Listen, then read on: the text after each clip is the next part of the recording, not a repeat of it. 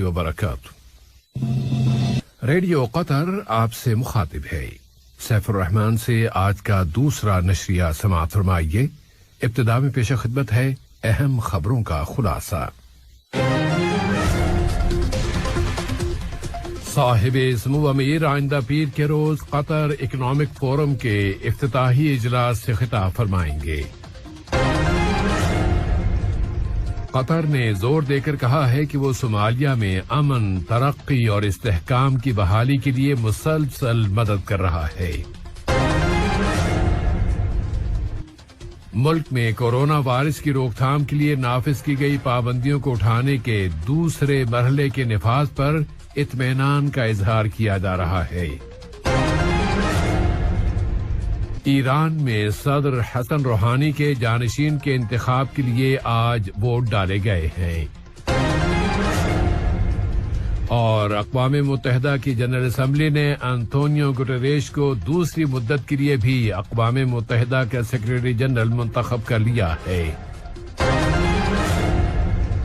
सामीन, ये था अहम खबरों का खुलासा और अब पेश खिदमत है रेडियो कतर से आज का दूसरा मुफस्सल नशरिया। बिस्मिल्लाहिर्रहमानिर्रहीम। साहिब-ए-समू अमीर शेख तमीम बिन हमद आल सानी आइंदा पीर के रोज कतर इकनॉमिक फोरम के इफ्तिताही इजलास से खिताब फरमाएंगे। साहिब-ए-समू अमीर की सरपरस्ती में ये फोरम ब्लूमबर्ग के ताउन से मुनाकिद किया जा रहा है और इस पहले फोरम में मुतअद्दिद मुल्कों के सरबराहान और वज़राए आज़म और दुनिया भर से 100 से ज्यादा मुक़र्रिरीन हिस्सा लेंगे। मुआविन वज़ीर खारजा और वज़ारत खारजा की सरकारी तर्जुमान मोहतरमा लूलवा बिन्त राशिद अल खातिर ने तुर्की के शहर अंतालिया में इक़्तिसादी और तरक्याती ताउन की तंजीम के सेक्रेटरी जनरल जनाब मैथियास कोरमन के साथ मुलाकात की है। अंतालिया डिप्लोमेटिक फोरम की साइड लाइन में होने वाली इस मुलाकात में कतर और इक़्तिसादी और तरक्याती ताउन की तंजीम के दरमियान ताल्लुकात और ताउन और पार्टनरशिप के फ़रोग़ पर बातचीत की गई। मुआविन वज़ीर खारजा और वज़ारत खारजा की सरकारी तर्जुमान ने अक़वाम मुत्तहिदा के सेक्रेटरी जनरल के खुसूसी एलची और सोमालिया की मदद के लिए अक़वाम मुत्तहिदा के मिशन के सरबराह जनाब जेम्स सी स्वान के साथ भी मुलाकात की है। इस मुलाकात में सोमालिया के मौजूदा हालात का जायजा लिया गया।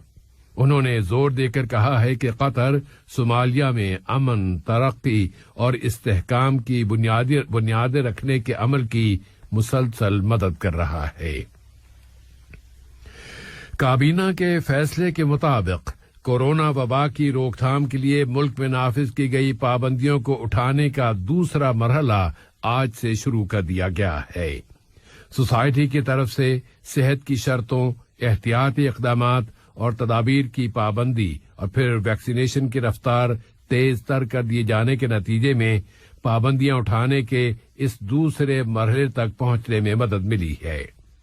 कोरोना वायरस की रोकथाम के लिए लगाई गई पाबंदियों को उठाने के इस दूसरे मरहले के आगाज पर कतर रेडियो ने एक जायजा लिया है, जिसमें इस मरहले के आगाज पर लोगों की जानिब से इत्मीनान के साथ साथ इस उम्मीद का भी इजहार किया गया है कि इस वबा पर काबू पा लिया जाएगा और पाबंदियां नर्म करने के अगले मराहिल भी जल्द शुरू कर दिए जाएंगे।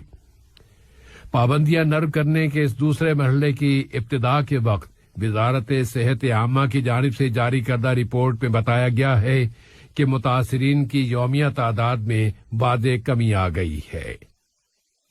वज़ारत सेहत के मुताबिक कोरोना वायरस कोविड-19 के मजीद 105 केसेस रजिस्टर हुए हैं, जिनमें से 79 यानी 79 वो मुसाफिर हैं जो बैरून मुल्क से दोहा वापस आए हैं।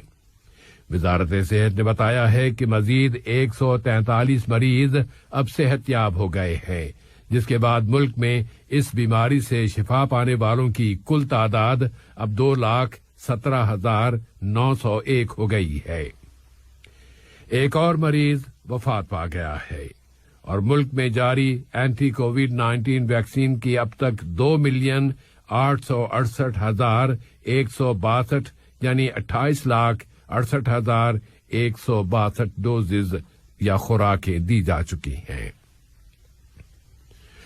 قابض اسرائیلی فورسز نے آج مسجد اقصی کے ایک دروازے باب السلسلہ پر چڑھائی کر کے وہاں فلسطینی نمازیوں کی طرف معدنی گولیوں کی فائرنگ کر دی۔ قابض فورسز نے ان مسلمانوں کو منتشر کرنے کے لیے وہاں آنسو گیس اور گندا اور غلیظ پانی بھی استعمال کیا ہے، اور اقصی کے صحن میں فلسطینیوں کو کچلنے کی کارروائیوں میں دسیوں فلسطینی زخمی ہو گئے ہیں۔ اسرائیلی قابض فورسز نے مسجد اقصی سے باہر آنے والے متعدد نوجوانوں کو گرفتار بھی کر لیا ہے۔ اسرائیلی قابض فورسز نے مقبوضہ مغربی کنارے کے شہر نابلس کے جنوب میں واقع بیتا نامی قصبے میں ایک مظاہرے کو بزور طاقت ختم کرا دیا ہے۔ ان فورسز نے وہاں آنسو گیس کے شیل اور ساؤنڈ بم بھی پھینکے ہیں، جن کے نتیجے میں کئی لوگ دم گھٹنے کے شکار ہوئے ہیں۔ ایران میں صدر حسن روحانی کی جگہ نئے صدر کے انتخاب کے لیے آج ووٹ ڈالے گئے ہیں۔ اسلامی جمہوریہ کے مرشد اعلی آیت اللہ علی خامنائی نے ووٹ ڈالتے ہوئے انتخابی عمل کا آغاز کیا تھا، اور انہوں نے ایرانی عوام سے اپیل کی تھی کہ وہ اس الیکشن میں بڑھ چڑھ کر ووٹ ڈالیں۔ اب ایران کے نئے صدر کے انتخاب کے بعد پھر یہ سوال اٹھ رہا ہے کہ انتخابات کی تکمیل اور نئے صدر کو منتخب کر لیے جانے کے بعد امریکہ اور ایران کے تعلقات کیا رخ اختیار کر سکتے ہیں۔ اقوام متحدہ کی جنرل اسمبلی نے آج اقوام متحدہ کے سیکرٹری جنرل انطونیو گوٹیریش کو دوسری مدت کے لیے بھی یونائیٹڈ نیشن کا سیکرٹری جنرل منتخب کر لیا ہے۔ اس عہدے کی مدت 5 سال کے لیے ہوتی ہے۔ اس سے قبل بین الاقوامی سلامتی کونسل رواں مہینے جون کے اوائل میں انطونیو گوٹیریش کو دوسری مدت کے لیے بھی یہ عہدہ سنبھالنے کی حمایت کر چکی ہے، اور ان کے اس عہدے کی نئی مدت جنوری سن 2022 کی پہلی تاریخ سے شروع ہوگی۔ واضح رہے کہ انطونیو گوٹیریش جنوری سن 2017 میں سابق سیکرٹری جنرل بان کی مون کی جگہ اس عہدے پر سرفراز کیے گئے تھے، اور اب دوسری مدت کے لیے وہ بلا مقابلہ UN کے سیکرٹری جنرل منتخب ہوئے ہیں۔ اور آج کے اس نشریے کی آخری خبر برما یعنی میانمار سے آئی ہے، اور خبر کے مطابق آج جمعے کے روز میانمار کے سب سے بڑے شہر یانگون کے نواحی علاقے تاموئی میں سولیڈیرٹی اینڈ ڈیولپمنٹ یونین نامی پارٹی کے دفتر کے سامنے بم کا ایک دھماکہ ہوا ہے۔ فوج اس تنظیم کی پشت پناہی کرتی ہے اور حمایت کرتی ہے۔ خبروں کے مطابق یہ ایک فوجی گاڑی تھی جو اس پارٹی کے دفتر کے سامنے کھڑی ہوئی تھی، اور اس میں بم کا دھماکہ کر دیا گیا۔ اس طرح اس علاقے میں ایک اور دھماکے کی اطلاع بھی ملی ہے۔ امدادی ٹیموں کے ایک اعلی اہلکار نے بتایا ہے کہ ان دھماکوں میں 2 اشخاص ہلاک اور 6 دوسرے زخمی ہو گئے ہیں۔ آج کے یہ نشریہ ختم ہونے سے قبل اہم خبروں کا خلاصہ ایک مرتبہ پھر پیش خدمت ہے۔ صاحب اسم و امیر آئندہ پیر کے روز قطر اکنامک فورم کے افتتاحی اجلاس سے خطاب فرمائیں گے۔ قطر نے زور دے کر کہا ہے کہ وہ صومالیہ میں امن، ترقی اور استحکام کی بحالی کے لیے مسلسل مدد کر رہا ہے۔ ملک میں کورونا وائرس کی روک تھام کے لیے نافذ کی گئی پابندیوں کو اٹھانے کے دوسرے مرحلے کے نفاذ پر اطمینان کا اظہار کیا جا رہا ہے۔ ایران میں صدر حسن روحانی کے جانشین کے انتخاب کے لیے آج پورے ملک میں ووٹ ڈالے گئے ہیں،